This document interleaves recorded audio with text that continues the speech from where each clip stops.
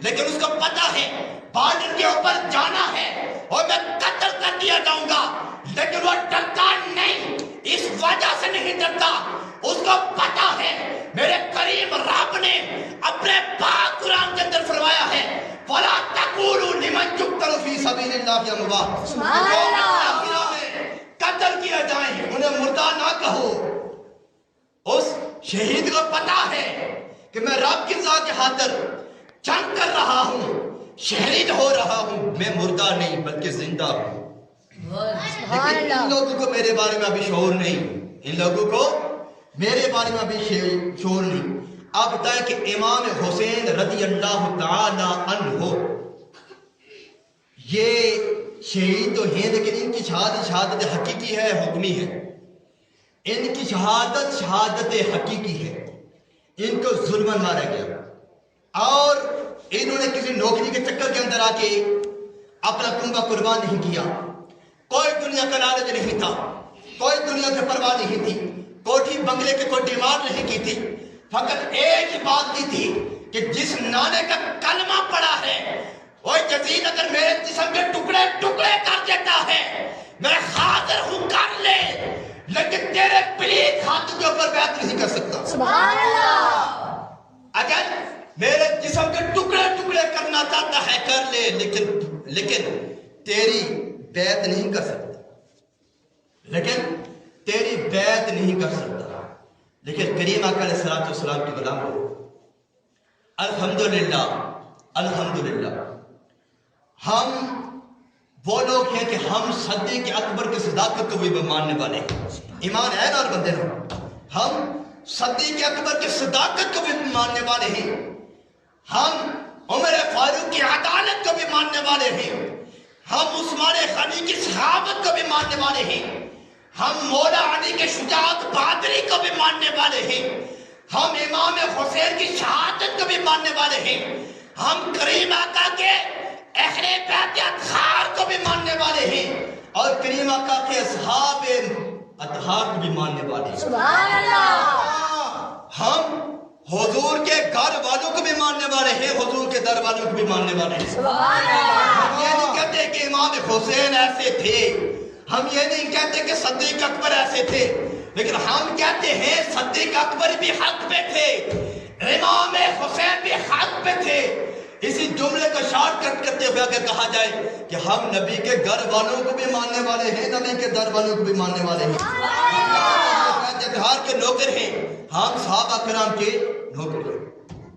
اللہ کے نبی نے حضرت مولا علی مشکل کشا کرم اللہ تعالی وجہ الکریم کو اور فاطمہ الزہرا کو، امام حسن امام حسین کو ایک چادر کے اوپر رکھے، ایک چادر ان کے اوپر رکھی اور کہا کہ یہ میری اہل بیت کے گھر ہے، اور دنیا سے جاتے جاتے کریم علیہ السلام نے اہل ایمان کو، ہم مسلمانوں کو مخاطب کر کے ایک جملہ دیا، لمحہ فکریہ دیا۔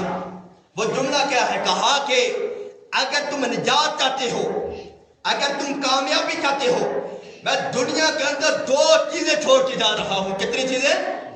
دو چیزیں چھوڑ کے جا رہا ہوں۔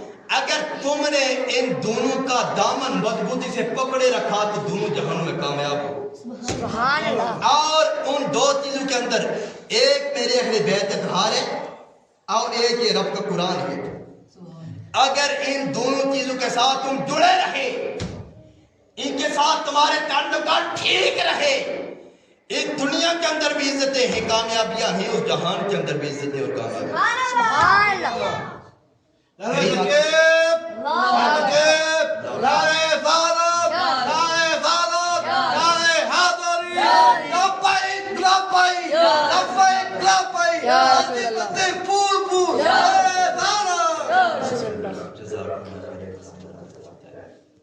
امام حسین رضی اللہ تعالی عنہ کو یزید نے ایک ڈیمانڈ کی تھی کہ آپ ایک کام کریں۔ کیا کریں؟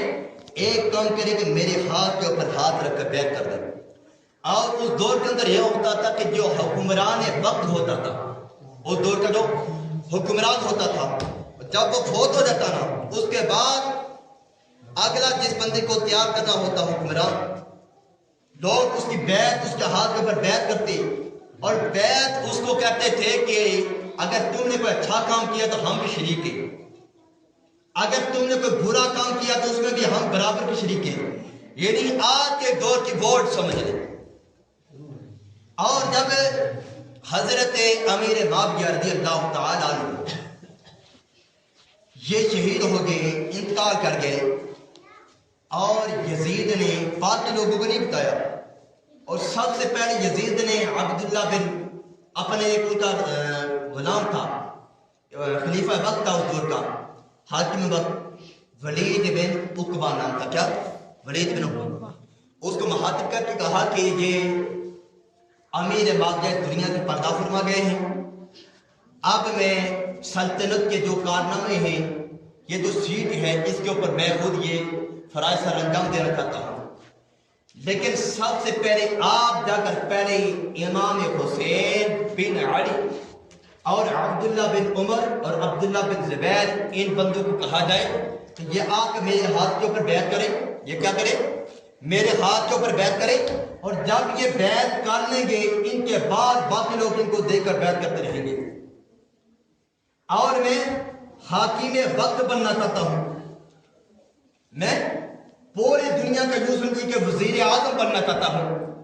لیکن امام حسین رضی اللہ تعالیٰ عنہ کو بلایا گیا. جب امام حسین پہنچے، یزید نے کہا کہ اس وجہ سے بلایا ہے کہ امیر معاویہ کا انتقال ہو گیا. امیر معاویہ کا انتقال ہو گیا، وہ اس دنیا سے چلا گئے ہیں. آپ حاکم وقت میں ہوں اور آپ میرے ہاتھ کے اوپر بیعت کر رہی ہے.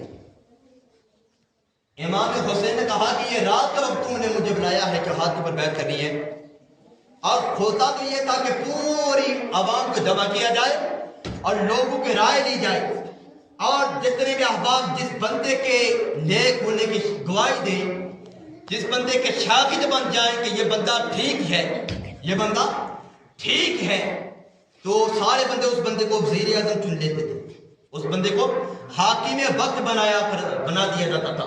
لیکن کریم اکرم صلی اللہ علیہ وسلم کے غلام امام حسین نے کہا کہ جس وقت تک تمام تر لوگ متفق ہو کر یہ آپ کے حق میں گواہی نہیں دیتے، یعنی آپ کے ہاتھ کے اوپر بیعت نہیں کر سکتے، تو میں بھی بیعت نہیں کرتا. کیونکہ امام حسین کو پتا تھا کہ یزید شرابی ہے، زانی ہے، شب و روز گناہوں کے اندر گزارنے والا ہے. لیکن ایسے نجدی اور ایسے شرابی اور ایسے پلیت کو امام حسین رضی اللہ تعالیٰ عنہ کس طرح حاکم وقت مقرر کر سکتے تھے؟ امام حسین رضی اللہ تعالیٰ عنہ نے صاف انکار کر دیا. اور یزید نے آگے یہ بات بھی کہی، اے حسین اگر میری بیعت نہیں کر سکتے تو تجھے قتل کر دیا جائے گا، ظلم و تشدد کیا جائے گا، تیرے اہل خانہ کو پریشانیاں ہوں گی، لیکن ایک کام کرنا ہے، میرے ہاتھ کے اوپر بیعت کر دے، جو دل چاہتا ہے ڈیمانڈ کر، میں تجھے عطا کر دیتا ہوں. سبحان اللہ. لیکن کام ایک کرنا ہے، میرے ہاتھ کے اوپر بیعت کرنی ہے.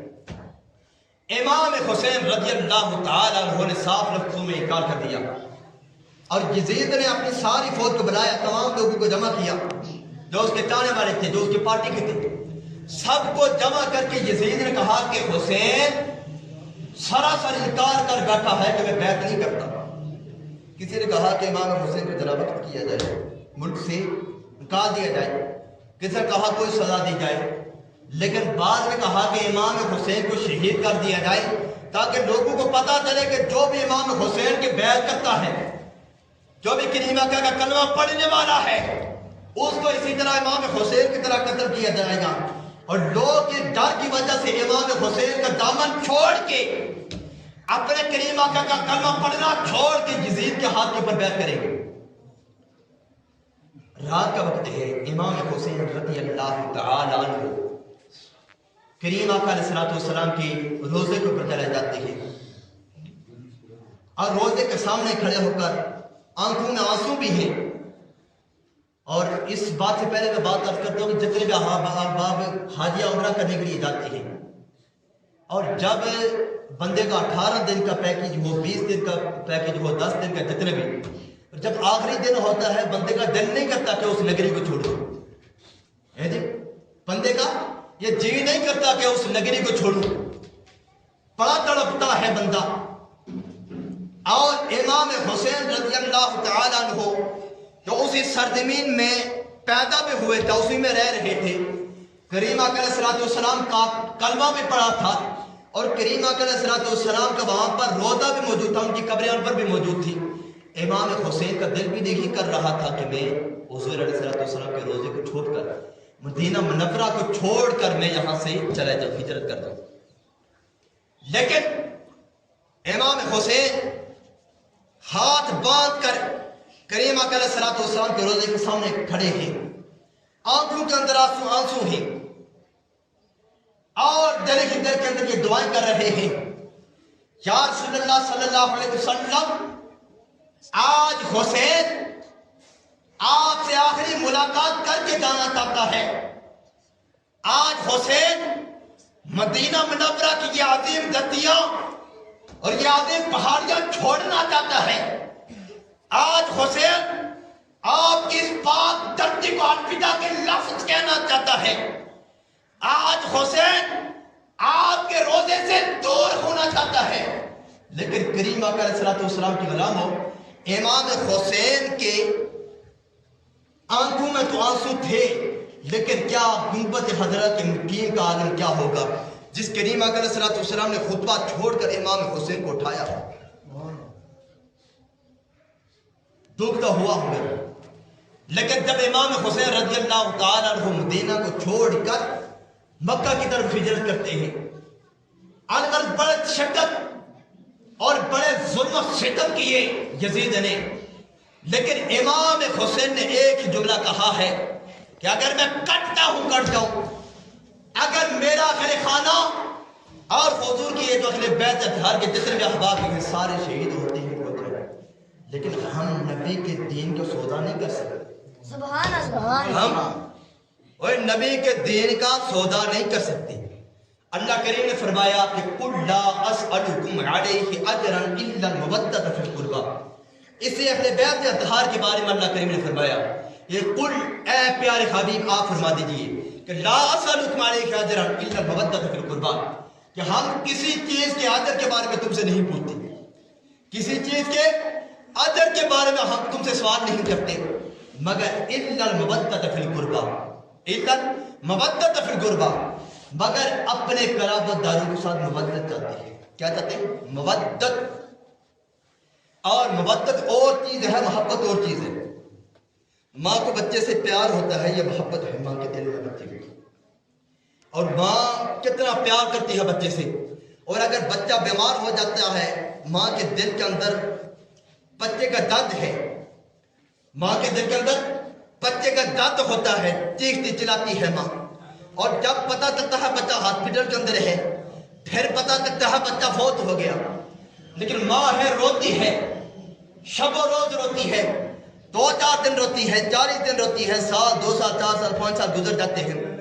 آہستہ آہستہ جو درد جو دکھ پہلے دن تھا وہ 2 سال کے بعد نہیں ہے، تو کم ہو گیا. پتا چلا کہ محبت کے بغیر تو بندہ زندہ رہ سکتا ہے، لیکن مودت کے بغیر بندہ زندہ نہیں رہ سکتا. سبحان اللہ. اللہ کریم نے فرمایا کہ میری اہل بیت اطہار سے محبت بھی کرو، لیکن محبت کے ساتھ ساتھ مودت کرو. کیا کرو؟ مودت کرو. اور مودت اس کو کہتے ہیں کہ جس کے بغیر بندے کا زندہ رہنا ناممکن اور محال ہے. یعنی جس چیز کا انسانی ذہن صبر اور تخیل بھی نہ کر سکے، انسانی ذہن کی جو سوچنے کی کیفیت ہے وہ ختم ہو جائے، اس کو محال کہتے ہیں. اور امام حسین رضی اللہ تعالیٰ عنہ، یہ جو اہل بیت اطہار کریم علیہ الصلوۃ والسلام کی، اللہ کریم نے فرمایا کہ اے پیارے حبیب تم